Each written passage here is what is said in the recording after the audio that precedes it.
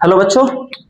देखो कल जो मैंने नेक्स्ट क्लास जो पिछली क्लास हमने की थी उस क्लास में मैंने आपको SN1 अभिक्रिया और SN2 अभिक्रिया की दोनों के बारे में बताया था कि SN1 अभिक्रिया क्या होती है और SN2 अभिक्रिया क्या होती है। अगर आपने वो टॉपिक पढ़ ही लिया था और उस टॉपिक में अगर बात करें कि आप अगर उनके अंतर को ही अपने आप उसमें से हेडिंग के डायल कर सकते हैं तब भी हो सकते हैं, कोई दिक्कत नहीं है। मैं एक बार फिर आपकी क्लास में स्वागत करता हूं और अपनी क्लास में एक उसी टॉपिक से संबंधित SN1 व SN2 से संबंधित कुछ पॉइंट बताने जा रहा हूं। इस पॉइंट को आप कंटेस्ट कर लेना, बहुत ही सरल तरीके से बताने की कोशिश करूंगा। उससे पहले हमारे चैनल को सब्सक्राइब करो और लाइक करो, ठीक है। अब कंडीशन क्या होती है, और शेयर तो जरूर करना। अब कंडीशन क्या होती है कि SN1 अभिक्रिया और SN2 अभिक्रिया क्या होती है। मैंने आपको बताया था कि SN1 अभिक्रिया SN2 ये क्या होती है, प्रतिस्थापन न्यूक्लियोफिलिक प्रतिस्थापन अभिक्रियाएं होती है जो किसमें होती है, एल्किल हैलाइडों में होती है। किसमें होती है, एल्किल हैलाइडों में। और उसमें आपको बताया था, अंतर में भी मैंने ये समझाया था क्या कि SN1 अभिक्रिया जो होती है, SN1 अभिक्रिया जो होती है ये दो पदों में संपन्न होती है। ये दो पदों में संपन्न होती है। ये दो पदों में संपन्न होती है, पहला पॉइंट। और SN2 वाली बताई थी मैंने कि क्या चीज कि ये अभिक्रिया कितने चरणों में, एक चरण में, यानी कि एक ही पद में संपन्न होती है। एक ही पद में संपन्न होती है। तो आप इतना याद रखेंगे कि जो SN1 अभिक्रिया होती है वो ये दो पदों में संपन्न होती है, जबकि SN2 अभिक्रिया जो होती है वो ये एक ही पद में संपन्न होती है। महत्वपूर्ण बात याद में, ये बहुत ज्यादा सिंपल सी बात भी है और नॉर्मल समझने वाली बात भी है, और इंपॉर्टेंट इसलिए है कि मैंने आपको पीछे जब SN1 SN2 अभिक्रिया पढ़ाई थी तो वहां भी मैंने इस चीज को समझा दिया था, ठीक है। दूसरा कंडीशन क्या होगा, दूसरा एग्जाम्पल क्या होगा, इसका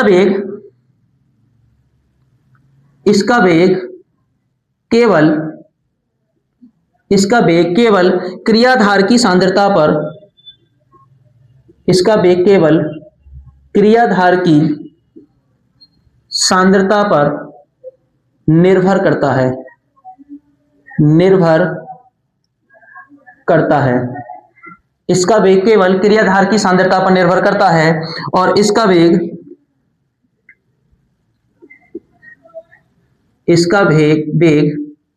क्रियाधार की सांद्रता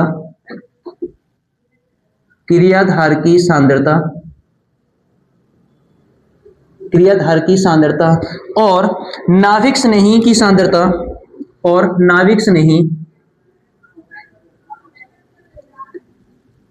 नाभिक स्नेही दोनों पर निर्भर करता है। दोनों की सांद्रता पर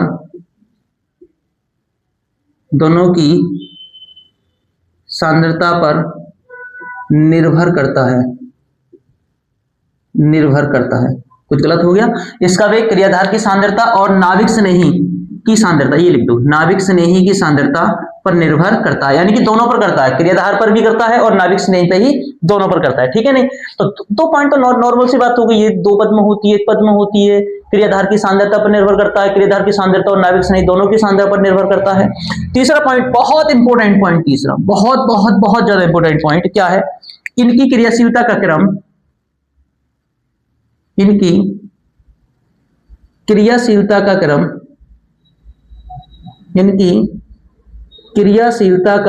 क्या होता है। देखो ध्यान से सुनना, इसमें हमेशा ध्यान रखना 3 डिग्री वाले कार्बन की सबसे ज्यादा क्रियाशीलता होगी, और ये मैंने आपको करके भी दिखाया था।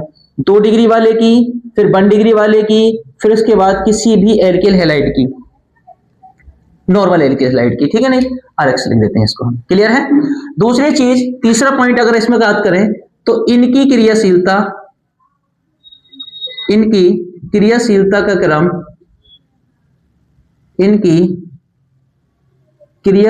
का क्रम, क्या होता है सर, इनकी क्रियाशीलता उल्टा होता है। एल्किल हैलाइड की सर्वाधिक होती है, उससे कम फिर 1 डिग्री वाले की, उससे कम 2 डिग्री वाले की, उससे कम 3 डिग्री वाले की।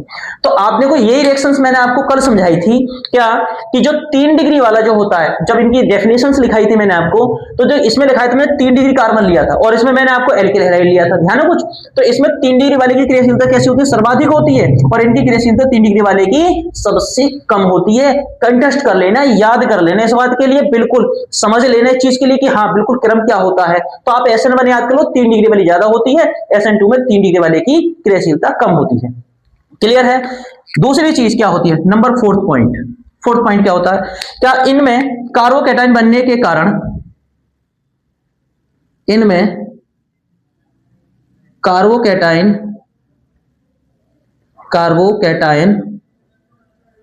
बनने के कारण,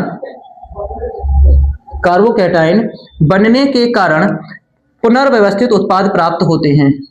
पुनर्व्यवस्थित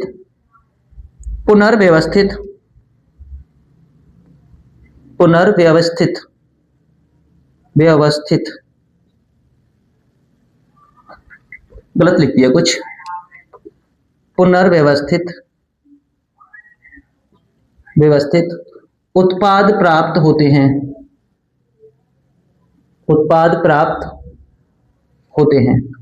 मैंने क्या बोला, जब SN1 अभिक्रिया में क्या होता है, इनमें कार्बोकैटायन बनने के कारण, इनमें कार्बोकैटायन बनता है और कार्बोकैटायन बनने के कारण इसमें क्या होता है, पुनर्व्यवस्थित उत्पाद प्राप्त होते हैं, यानी कि इसमें रिएक्शंस द्वारा से होती है, 2 चरणों में होती है। इसमें क्या होता है, इसमें ऐसा नहीं होता, इसमें पुनर्व्यवस्थित प्राप्त नहीं होते, मैं डायरेक्ट लिख देता हूं, नहीं होते। समझ जाना, समय की थोड़ी सी कमी के कारण इनमें कार्बोकैटायन बनने के कारण पुनर्व्यवस्थित उत्पाद प्राप्त होते हैं, जबकि इसमें पुनर्व्यवस्थित उत्पाद प्राप्त नहीं होते, इसमें पुनर्व्यवस्थित उत्पाद प्राप्त नहीं होते हैं, याद रख लेना इस चीज के लिए, ठीक है। नहीं, 5वां पॉइंट क्लियर है। चलो देखो, नंबर 4 पॉइंट हो गया, सॉरी नंबर 4 पॉइंट हो गया। नंबर 5वां पॉइंट देखो जरा, number 5,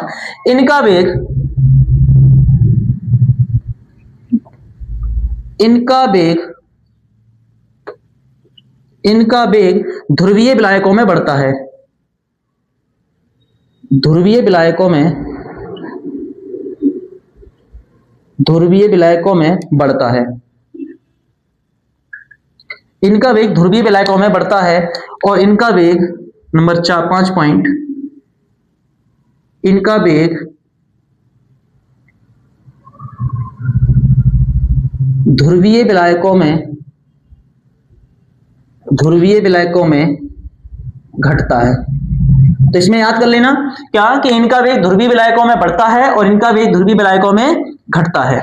number 6 point, number 5 point हो गया, नंबर 6 पॉइंट बहुत ही इंपॉर्टेंट है, क्या है, लास्ट पॉइंट होना चाहिए, वैसे 2 चरणों में संपन्न होती है, क्रियाधार की सांद्रता पर निर्भर करता है, क्रियाशीलता क्रम यह होता है, कार्बोकैटायन बनने के कारण पुनर्व्यवस्थित उत्पाद प्राप्त होते हैं, इनका भी ध्रुवीय विलायकों पर निर्भर करता है। 5 पॉइंट हो गया, वैसे 5 पॉइंट भी काफी है, अगर 6वां पॉइंट भी लिख लेते हैं, 1 पॉइंट और, क्या, ये आयनिक होने के कारण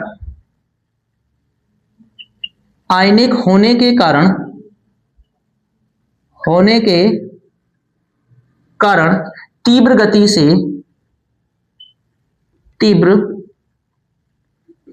से संपन्न होते हैं, तीव्र गति से संपन्न होते हैं।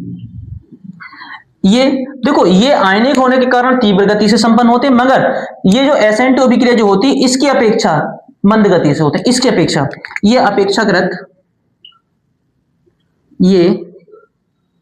अपेक्षाकृत मंद गति से संपन्न होते हैं, मंद गति से संपन्न होते हैं, ठीक है। तो ये आपके SN1 और SN2 अभिक्रिया में क्या होते हैं, अंतर होते हैं। मैंने बहुत ज्यादा कोशिश करी है इस भाषा को सरल करने के लिए, ठीक है नहीं, और बहुत ही ज्यादा मेहनत भी की है मैंने कि इस भाषा को एक आसान भाषा में कन्वर्ट किया जाए और आपको समझाया जाए, ठीक है। अगर आप बुक की भाषा में जाएंगे तो इसमें पता नहीं क्या लिखा हुआ है, बहुत ही अजीब तरीके से लिखा हुआ है, आप समझ नहीं पाएंगे। तो आपको मैंने उस NCERT से ही आपको कुछ अच्छे तरीके से पॉइंट्स बनाए मैंने ये, और आपको इन पॉइंट्स को अच्छे से याद करके जाना है, ठीक है। तो अगर आपकी SN1 SN2 के मेरे पास कमेंट्स आया था, बच्चे ने कमेंट किया था और कि सर एक बार जो है हमें SN1 SN2 अभिक्रिया को समझाइए, इनके विभेद कीजिए, तो मैंने आपको देखो आपकी जो कमेंट्स आया था, जो समझाया था बच्चे ने मुझे कि सर ऐसा करना है आपको, वही मैंने प्रयास किया है। और आप अपना जो भी राय होती है आप एक बार कमेंट जरूर करें, और उस कमेंट को मैं आपको बिल्कुल सम्मान करूंगा और उस टॉपिक को जरूर कराऊंगा, ठीक है। समय कम है, बच्चे स्कूल नहीं जा पाते हैं, लास्ट समय में क्या करें, घर बैठे कैसी पढ़ाई मिले, तो आप एक काम करना, आपको अगर मेरी भाषा समझ में आती है तो आप कमेंट कर दो उस चीज के लिए, मैं तुरंत उस पर वीडियो बनाऊंगा और आपको एक डायरेक्ट कर दूंगा, ठीक है नहीं, आपको डायरेक्ट आपके पास पहुंचा दूंगा। दूसरी चीज ये है कि आपको एक दिन में लाइव आऊंगा, हो सकता है मैं कल लाइव आऊंगा, आप मुझसे लाइव मिलें। दूसरी चीज एक बार फिर बोल रहा हूं, जैसे एक हमारे एक भाई थे, उनका एक मैसेज आया था, कमेंट्स आया था कि आप थोड़ा सा और डीप समझाइए, तो मैंने देखो आज और भी डीप जाने की कोशिश की है। थोड़ा डीप जाऊंगा तो थोड़ी क्लास बड़ी हो जाएगी, मगर इस बात से आप माइंड न करें कि थोड़ी क्लास बड़ी भी हो तो उसको प्यार सम्मान जरूर दें, ठीक है। तो मिलते हैं नेक्स्ट क्लास में, तब तक के लिए बाय।